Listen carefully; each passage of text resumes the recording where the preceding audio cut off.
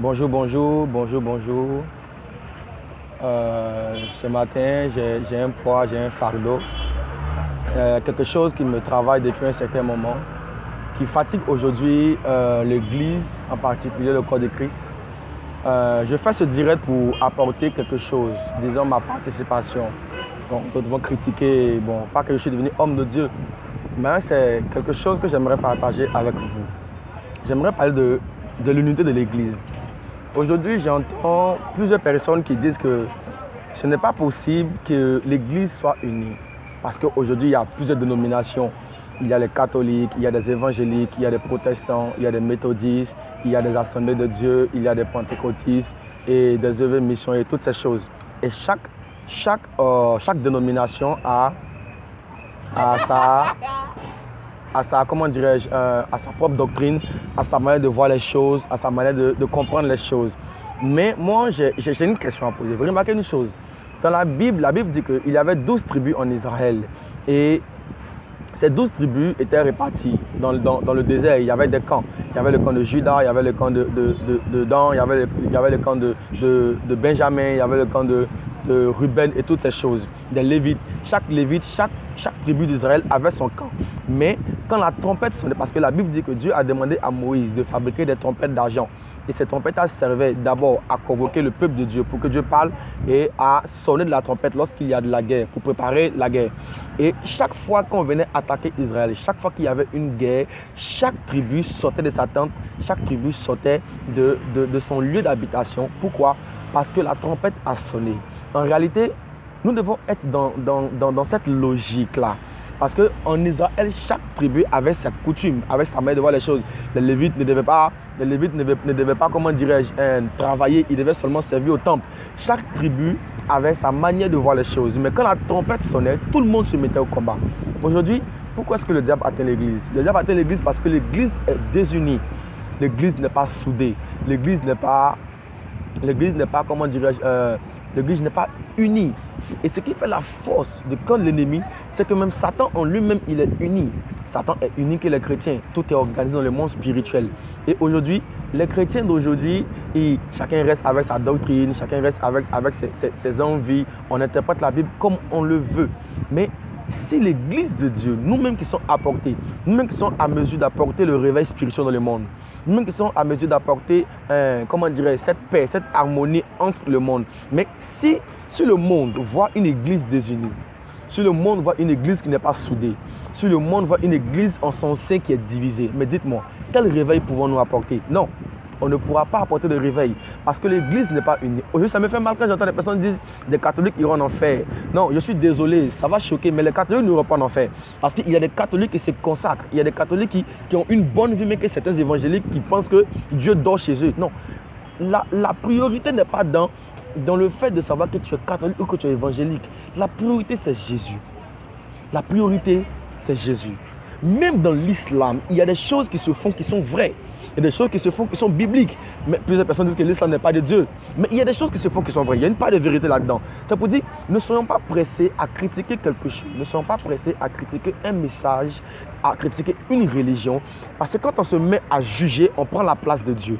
Parce que Dieu seul est le vrai juge. Quand on se met à juger une dénomination, du coup, on devient comme Dieu. Qui sommes-nous pour décider qui ira en enfer? Qui sommes-nous pour décider qui va au paradis? Non, nous sommes, il n'y a personne. Nous ne sommes pas Dieu. Dieu seul peut décider. Les catholiques n'iront pas en enfer parce qu'il y a beaucoup d'âmes dans cette église. Et aujourd'hui, Dieu suscite du réveil spirituel. Il y avait le renouveau charismatique. Aujourd'hui, il y a des communautés nouvelles qui encore apportent le message de Christ, qui encore apportent le réveil spirituel. Est-ce que vous comprenez? Le but, ce n'est pas que chacun défende sa doctrine.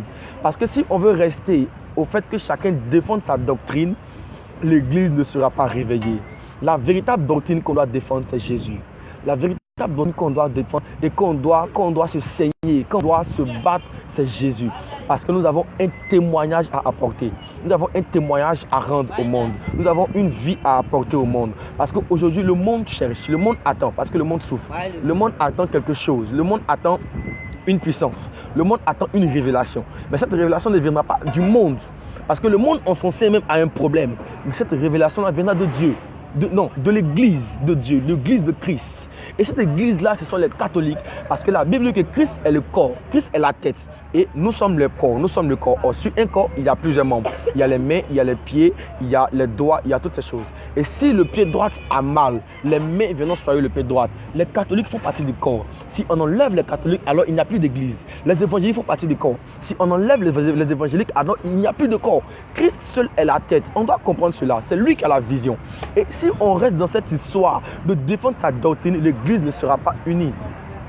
On ne pourra jamais avancer. Donc, je voudrais faire cette vidéo pour lancer encore un appel à tous les chrétiens, que tu sois catholique, que tu sois évangélique. On est trop resté à défendre les doctrines. On est trop resté à défendre nos dénominations, nos idéologies. Non, la priorité, c'est Jésus. Au lieu de rester là à se critiquer, au lieu de rester là à se marcher là-dessus, au lieu de rester là à défendre chacun ses idéologies, allons plutôt dans les rues évangélisons. Allons plutôt dans les rues annonçons Jésus. Parce que c'est de ça que le monde a besoin. Le monde n'a pas besoin. Regardez, depuis nous sommes en train de faire ces discours, depuis nous sommes en train de faire ces débats sur la théologie, sur, comment dirais-je, sur la religion, les doctrines. Est-ce que l'Église a avancé? Est-ce que l'Église a apporté quelque chose? Non. Aujourd'hui, le païen, aujourd'hui, le diable prend du terrain. Le diable avance. Il est même entré dans l'Église parce que l'Église n'est pas organisée. L'Église n'est pas unie. L'Église est désunie. L'Église a un problème.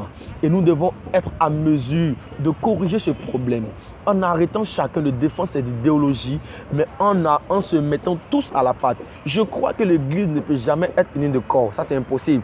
Parce que les catholiques ne voudront jamais abandonner les doctrines. Les évangéliques aussi ne voudront jamais aussi abandonner les doctrines. Les méthodistes, les protestants, personne ne voudra abandonner sa doctrine. Non. Je crois que l'Église ne pourra jamais être unie de corps. Mais il est possible que l'Église soit unie d'esprit. Il est possible que l'Église soit unie d'esprit. Aujourd'hui, ça sera joli de voir des catholiques et des évangélistes se mettre ensemble, organiser un programme. Ça sera joli de voir des méthodistes et des protestants se mettre ensemble, organiser un programme. Mais qui est glorifié? Ce n'est pas Marie, ce n'est pas Saint Pascal, ce n'est pas Saint Benoît, ou je n'ai pas encore, mais c'est Jésus qui est glorifié. Ni un pasteur, mais c'est Jésus. Si on n'a pas encore compris ce fait que c'est Jésus qui est glorifié, l'Église ne pourra jamais apporter le réveil dans ce monde. Parce que c'est de ça que le monde a besoin. On n'a pas besoin que chacun vienne exposer sa doctrine. Non, moi je suis catholique, moi j'ai pris les chapelets, moi je suis évangélique, moi je ne prie pas les chapelets. Non, ce n'est pas ça qui est important. C'est Jésus qui est la priorité. On doit avoir cette mentalité de l'unité. La Bible dit, Christ a dit, ne vous écartez pas, restez à Jérusalem, restez ensemble. Parce que il devait recevoir une puissance, il devait recevoir le Saint-Esprit. Mais avant que cette puissance ne vienne, Christ donne une recommandation, ne vous éloignez pas, restez ensemble. Ils étaient unis. C'est étant unis que l'Esprit est descendu. C'est étant unis que le Saint-Esprit a fait son entrée. Parce que si les apôtres étaient dispersés en Judée, en Jérusalem, en Samarie, chacun était de son côté, l'Esprit ne jamais descendre. Parce que l'Esprit de Dieu descendra toujours s'il y a unité. Et à cause de l'unité de l'Église, à cause de l'unité des chrétiens, on a vu que les apôtres ont fait quelque chose qu'aujourd'hui nous on n'a pas fait. Comme un homme comme Pierre qui prêche un simple message, 3000 conversions. Un simple message, 5000 conversions. Aujourd'hui, nous on a 3000 messages, 0 conversion. Pourquoi? Parce qu'il n'y a pas d'unité. Parce que Christ ne se retrouve plus dans son Église. On doit avoir cette mentalité. La religion ne sauve pas. Les catholiques, les maris ne sauvent pas. Les évangéliques, ce n'est pas ce que vous allez faire qui vont vous sauver. Non, la Bible dit qu'on ne sera pas sauvé par les œuvres, mais par la grâce. Si on n'a pas encore compris ce fait-là, l'Église sera toujours dans ce problème. L'Église n'aura pas cette culture de pouvoir apporter le réveil. Est-ce que vous me comprenez? L'Église n'aura pas cette culture de pouvoir apporter le réveil. On doit quitter dans ces genres de choses. On doit annoncer Jésus. Allons dans les rues, visitons les hôpitaux, visitons les prisons, allons dans les rues, prêchons Jésus, évangélisons, arrêtons les débats inutiles, ça retarde l'Église de Dieu. C'est ce que Satan veut, parce que diviser pour mieux régner, c'est ça son but, diviser pour mieux régner. Parce qu'il sait que si l'Église est divisée, lui, Satan, il pourra régner. Si l'Église est divisée, lui, Satan, il pourra se manifester. Si l'Église est divisée, lui, Satan, il pourra encore comment dirais-je, accomplit ses œuvres. L'Église ne doit pas être divisée. L'Église doit être unie. Les catholiques, les évangéliques, les protestants, c'est nous tous qui formons le corps. Christ seul est la tête. C'est nous tous qui formons le corps. Au lieu de chercher à critiquer un catholique, va plutôt l'aider. Au lieu de chercher à critiquer un évangélique, va plutôt l'aider. Non, ne le critiquez pas, ne le juge pas, sinon tu prends la place de Dieu. Et Dieu te demandera des comptes aussi parce que tu t'es mis à juger. On doit être unis, Église de Dieu. Chrétiens, recherchons d'abord notre relation avec Dieu. Recherchons d'abord notre relation avec le Saint-Esprit. C'est ce qui est la priorité. Changeons de vie. Demeurons dans cette vie. Pour toi qui es chrétien, il est temps pour toi de revenir à ton Père. Pour toi qui n'as pas encore accepté Jésus, si tu es tombé sur cette vidéo, il est temps pour toi d'accepter encore Jésus. Il est temps pour toi encore de faire la paix avec ton Dieu. Il est temps pour toi encore de te réconcilier avec Dieu. Il n'est pas encore tard. Christ ne te juge pas. La Bible dit que Dieu a tant aimé le monde qu'il a donné son Fils unique afin que quiconque croit en lui. On n'a pas dit afin que les évangéliques croient en lui. On n'a pas dit afin que les méthodistes croient en lui. On n'a pas dit afin que les catholiques croient en lui. On dit quiconque croit en lui. Quiconque, que tu sois bouddhiste, que tu sois évangélique, que tu sois protestant, que tu sois animiste, quiconque croit en lui est la vie. C'est Jésus qui donne la vie. Ce n'est pas Mahomet qui donne la vie. Ce n'est pas un pasteur qui donne la vie. Ce n'est pas le pape qui donne la vie. Mais c'est Jésus qui donne la vie. C'est Jésus qui apporte la vie. C'est lui seul qui pourra nous donner cette vie et étancher notre soif. C'est lui seul qui est le souverain de l'Église. Il n'y a pas d'autre souverain. Il est le seul. Alors, on doit quitter dans ce genre de débat. On doit quitter dans ce genre de choses. Est-ce que vous me comprenez? C'est Jésus qui est la priorité. C'est Jésus qui est important. C'est Jésus qui peut nous donner cette vie, cette soif, étancher cette soif. Il n'y a pas d'autre personne. C'est Jésus. Est-ce que vous me comprenez? Nous sommes dans un temps où les temps sont très mauvais. Nous sommes dans un temps où comment dirais-je, aujourd'hui les chrétiens sont très distraits. Les chrétiens se laissent distraire par tout ce qu'ils voient. Est-ce que vous me comprenez? On doit prêcher Jésus. On doit annoncer Jésus. L'Église doit être unie. L'Église doit être soudée. C'est ainsi qu'on apportera le réveil spirituel. Je prie que cette vidéo touche le cœur de quelqu'un. Je prie que cette vidéo emmène quelqu'un encore à rechercher Dieu. Je prie que cette vidéo emmène encore à pleurer sur à se répandre encore, à pleurer sur sa vie. Et l'Église doit se réveiller. Que Dieu vous bénisse. Bonne journée à vous. Demeurez dans la paix du Seigneur. Au nom de Jésus-Christ. Amen.